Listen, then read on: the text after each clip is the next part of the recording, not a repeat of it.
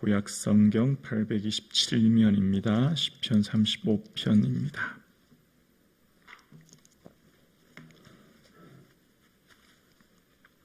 살아계신 하나님의 말씀을 함께 합독하시겠습니다. 여호와여, 나와 다투는 자와 다투시고 나와 싸우는 자와 싸우소서. 방패와 손방패를 잡으시고 일어나 나를 도우소서. 창을 빼사 나를 쫓는 자의 길을 막으시고 또 내 영혼에게 나는 내 구원이라 이르소서. 내 생명을 찾는 자들이 부끄러워 수치를 당하게 하시며 나를 상해하는 자들이 물러가 낭패를 당하게 하소서. 그들을 바람 앞에 겨와 같게 하시고 여호와의 천사가 그들을 몰아내게 하소서. 그들의 길을 어둡고 미끄럽게 하시며 여호와의 천사가 그들을 뒤쫓게 하소서. 그들이 까닭 없이 나를 잡으려고 그들의 그물을 웅덩이에 숨기며 까닭 없이 내 생명을 해하려고 함정을 파싸우니 멸망이 순식간에 그에게 닥치게 하시며 그가 숨긴 그물에 자기가 잡히게 하시며 멸망 중에 떨어지게 하소서. 내 영혼이 여호와를 즐거워하며 그의 구원을 기뻐하리로다. 내 모든 뼈가 이르기를 여호와와 같은 이가 누구냐. 그는 가난한 자를 그보다 강한 자에게서 건지시고 가난하고 궁핍한 자를 노력하는 자에게서 건지시느니라 하리로다. 불의한 증인들이 일어나서 내가 알지 못하는 일로 내게 질문하며 내게 선을 악으로 갚아 나의 영혼을 외롭게 하나. 나는 그들이 병 들었을 때 굵은 베옷을 입으며 금식하며 내 영혼을 괴롭게 하였더니 내 기도가 내 품으로 돌아왔도다. 내가 나의 친구와 형제에게 행함같이 그들에게 행하였으며 내가 몸을 굽히고 슬퍼하기를 어머니를 곡함같이 하였도다. 그러나 내가 넘어짐에 그들이 기뻐하여 서로 모이며 불량배가 내가 알지 못하는 중에 모여서 나를 치며 찢기를 맞이 아니하는도다. 그들은 연애 중에서 망령되이 조롱하는 자같이 나를 향하여 그들의 일을 갈도다. 주여, 어느 때까지 관망하시려나이까. 내 영혼을 저 멸망자에게서 구원하시며 내 유일한 것을 사자들에게서 건지소서. 내가 대회 중에서 주께 감사하며 많은 백성 중에서 주를 찬송하리이다. 부당하게 나의 원수된 자가 나로 말미암아 기뻐하지 못하게 하시며 까닭 없이 나를 미워하는 자들이 서로 눈치자짓하지 못하게 하소서. 무릇 그들은 화평을 말하지 아니하고 오히려 평안이 마땅해 하는 자를 거짓으로 말로 모략하며 또 그들이 나를 향하여 입을 크게 벌리라 하하 우리가 목격하였다 하나이다. 여호와여, 주께서 이를 보셨사오니 잠잠하지 마옵소서. 주여, 나를 멀리하지 마옵소서. 나의 하나님이여, 나의 주여, 떨치고 깨셔서 나를 공판하시며 나의 송사를 다스리소서. 여호와 나의 하나님이여, 주의 공의대로 나를 판단하사 그들이 나로 말미암아 기뻐하지 못하게 하소서. 그들이 마음속으로 이르기를 소원을 성취하였다 하지 못하게 하시며 우리가 그를 삼켰다 하지 못하게 하소서.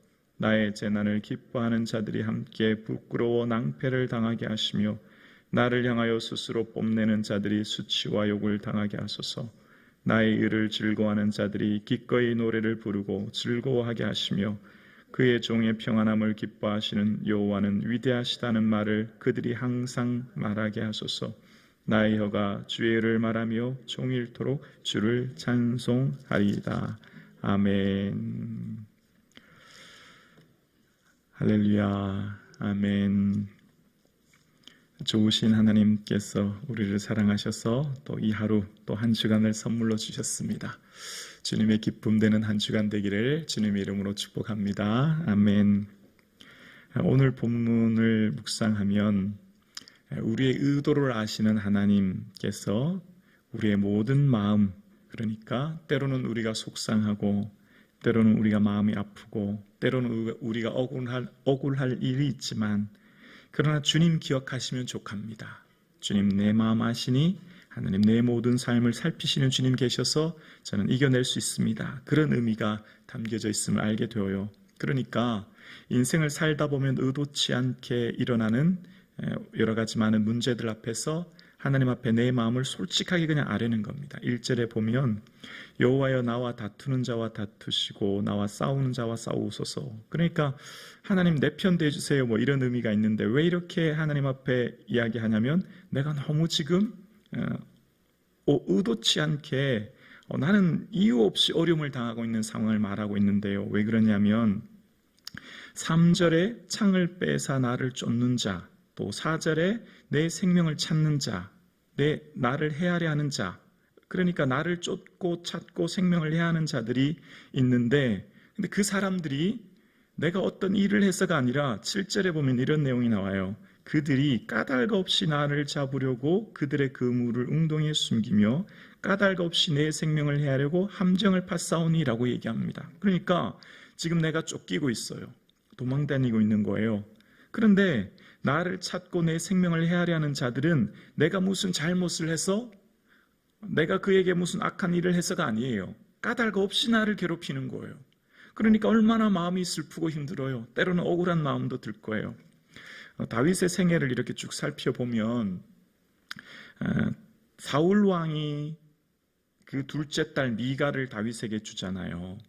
그런데 사울 왕이 둘째 딸 미가를 그에게 줄 때, 이제 사위가 되게 했다라고 줄 때 참 나쁜 의도를 가지고 줍니다. 그러니까 다윗을 블레셋 사람에게서 올무가 되어서 블레셋 사람의 손에서 그를 치게 하리라, 이런 의도를 가지고 있는 거예요. 그러니까 순수하게 내 딸을 다윗에게 줘서 행복한 가정 이루려고 한 게 아니라 이 미가를 주는 대신에 적군에게서 그를 치게 하는 것. 그래서 어떻게 합니까? 양피 100개를 가져오면 된다. 적군에게 가서 양피 100개를 얻어서 오면 된다라고 얘기하죠. 그 의도가 있는 거죠. 적군에게 가서 그가 블레셋 사람의 손에 치게 하는 의도였죠. 다윗은 그 말을 들었을 때 나는 가난하고 천한 사람입니다, 그렇게 얘기해요. 나 같은 자가 어떻게 왕의 사위가 되겠습니까? 너무너무 감사한 거죠. 다윗은 말 그대로 순수했어요. 나 같은 자를 어떻게 왕이 사위 삼아 주십니까? 순수한 그대로 왕이 원하니까 나가서 양피 100개가 아니라 200개를 잘라서 오는 겁니다. 그런데 그때 하나님이 지켜주시는 거죠. 그러니까 하나님은 우리 인생의 의도를 아시는 분이시죠. 우리의 모든 동기와 내용을 아시는 하나님. 그러니까 지금 다윗이 이 시편을 기록할 때 나는 까닭 없이 괴로움을 당하고 까닭 없이 나를 찾고 까닭 없이 내 생명을 해하려는 자들이 있습니다, 하나님. 그 고백을 하는 거예요. 그런데 다윗의 삶 가운데 그 가운데서도 건져주신 하나님으로 인하여 기뻐해요. 9절과 10절에 보면 내 영혼이 여호와를 즐거워하며 그의 구원을 기뻐하리로다. 10절이요, 내 모든 뼈가 이르기를 여호와 같은 이가 누구냐? 그는 가난한 자를 그보다 강한 자에서 건지시고 가난하고 궁핍한 자를 노력하는 자에서 건지시는 이시라. 하나님께서는 우리의 의도를 아시고 내가 비록 가난하고 내가 비록 궁핍하고 내가 비록 어려움 당했지만 그 가운데서도 건져주시는 하나님을 경험하게 된 거예요.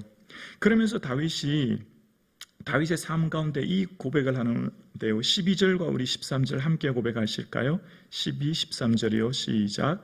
내게 선을 악으로 갚아 나의 영혼을 외롭게 하나 나는 그들이 병들었을 때 굵은 베옷을 입으며 금식하며 내 영혼을 괴롭게 하였더니 내 기도가 내 품으로 돌아왔도다. 아멘. 자, 12절과 13절에 보면 정확한 이런 의미가 있어요. 하나님은 내 마음 다 아신다. 사람들은 몰라도 괜찮다는 거예요. 자, 선으로 악을 갚는 사람이 있어요. 나는 정말 그를 위해 온 마음 다하고, 다윗의 삶도 그랬잖아요. 소년으로 나가서 장수 블레셋을 골리앗을 넘어뜨렸더니 오히려 사울 왕은 다윗을 죽이려고 하는 이런 상황이 선을 악으로 갚는 것 아닐까요? 그런데 그렇게 해서 내 마음이, 내 영혼이 너무 외롭고 괴로워요. 그러나 그가 병들었을 때, 그러나 그를 향해서 또다시 기도하는 거예요. 병들었을 때 어떻게 했다고요? 금식했대요. 여러분, 금식이 얼마나 힘든 일이에요.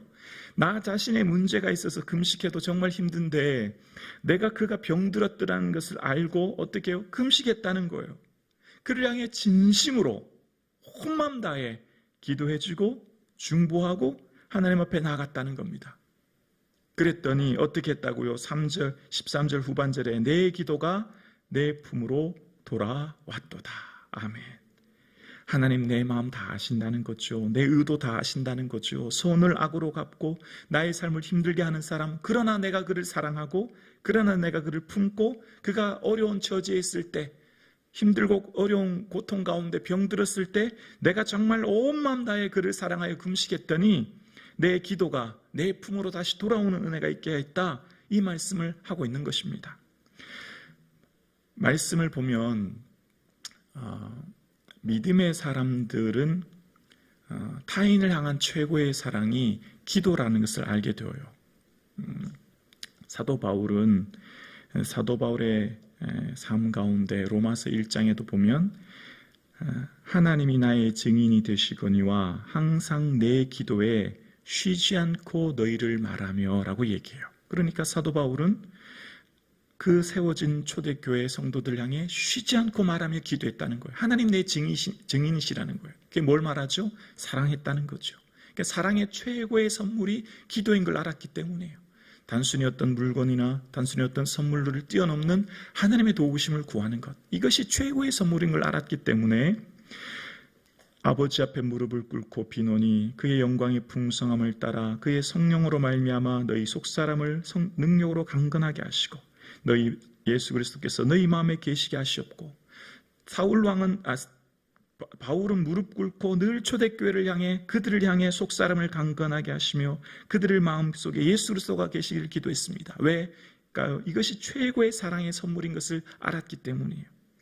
자, 그러면 생각해 보세요. 사도 바울이 교회를 향해 무릎을 꿇고 기도하고 쉬지 않고 기도하면 하나님께서 그 모든 기도가 그들에게만 주시고 그들에게만 복이 되게 하셨을까요? 바울의 삶 가운데도 축복이 된 줄로 믿습니다. 여러분, 우리가 오늘 이 시간 우리가 사랑하는 성도, 교회, 내가 그들을 향해 기도하면 그들에게만 복이 될까요? 내게도 복이 되는 줄로 믿습니다. 그 복이 내게 돌아오는 거예요. 하나님은 우리의 의도를 아시는 분이에요. 하나님 우리 마음을 아시는 분이에요. 누구보다도 내 마음 잘 아시는 분이죠. 나를 지으신 분이시니까. 그러니까 내가 오늘 이 시간 기도할 때 내 자신을 향해 기도하지 않아도 설령 오늘의 내가 기도하는 모든 기도의 내용이 100% 그를 향해, 타인을 향해, 이웃을 향해 기도한다 할지라도 하나님은 내게 복이 되게 하시고 은혜가 되게 하시고 내 모든 기도를 들어주신 줄로 믿습니다. 아멘이십니까? 아멘이에요.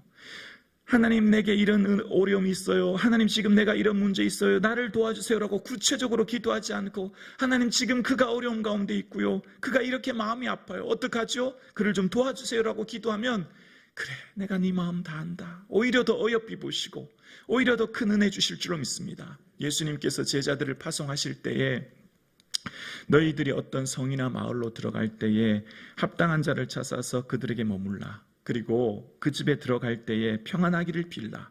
만약에 그 집에 들어가서 합당하면 평안함이 그 집에 임할 것이지만 합당하지 않으면 그 평안이 너희에게 돌아올 것이라. 그런 말씀하세요.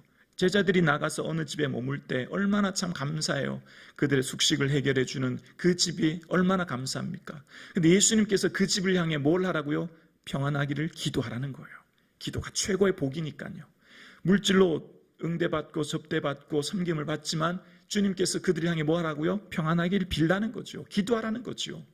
그들의 모든 섬김에 주님께서 기도하는 것이 가장 큰 축복임을 주님 말씀하시는 거예요. 그리고 그렇게 기도하는 것이 또한 그들뿐만 아니라 내게도 복이 된다는 거예요. 중보기도가 여기에 은혜가 있는 것입니다. 중보기도의 복이 여기 있는 거예요. 오늘 이 시간 새벽 예배 나와 예배 드리시는 사랑하는 성도님, 여기에 우리의 축복이 있는 줄로 믿습니다. 우리가 거룩한 손을 들어 교회와 민족을 향해 기도할 때 이것이 우리의 축복이 되고 우리의 가정의 축복이 되고 우리 자녀들의 축복이 될 줄로 믿습니다. 내가 그들을 향해 기도했더니 그 기도가 내 품으로 돌아오게 하셨다는 거예요. 이것을 다윗이 경험하게 되었어요. 다윗은 어떤 부당함, 억울함, 고통스러운 일이 있을 때 내가 스스로 복수하지 않았어요. 내가 갚으려고 하지 않았어요. 오히려 어떻게 해요? 내가 금식하고 오히려 기도해 주었다는 거예요. 오히려 내가 그들 향해 사랑으로 품었다는 거예요. 그렇게 했더니 그 기도가 내게 돌아와서 오히려 나를 어려움 중에 건져주시고 오히려 내가 살아가는 동안 내가 복수하지 않았지만 하나님 문제 해결해 주셔서 다윗을 왕으로 세우시고 그의 삶에 하나님 마음에 합한 자로 인도해 주셨음을 그는 경험했거든요. 오늘 예배하는 사랑하는 성도님, 인생을 살다 보면 의도치 않게 힘든 일이 생겨요.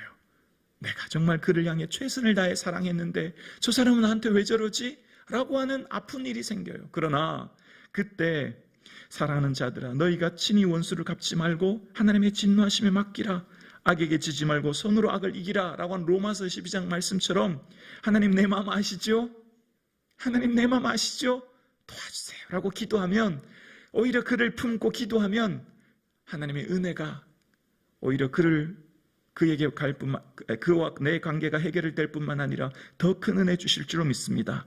기도하면 내 마음의 감옥에서 나를 자유하게 해주십니다. 다윗이 이렇게 기도할 때 오히려 하나님 어떻게 내 장인어린이라고 되는 사울왕이 이럴 수 있습니까? 라고 하는 그 분노의 감옥에서 오히려 자유하게 되지요. 이것이 내게 축복인 거예요. 은혜가 여기 있는 것입니다. 하나님께서는 오히려 내가 그를 향해 기도했더니 내 마음에 자유함을 주시고 내 마음에 기쁨을 주시는 하나님을 경험하게 되거든요. 오늘 함께 예배드리시는 사랑하는 성도님, 내 기도가 내 품으로 돌아옵니다. 그를 향해 기도하십시오. 다 함께 기도드리겠습니다.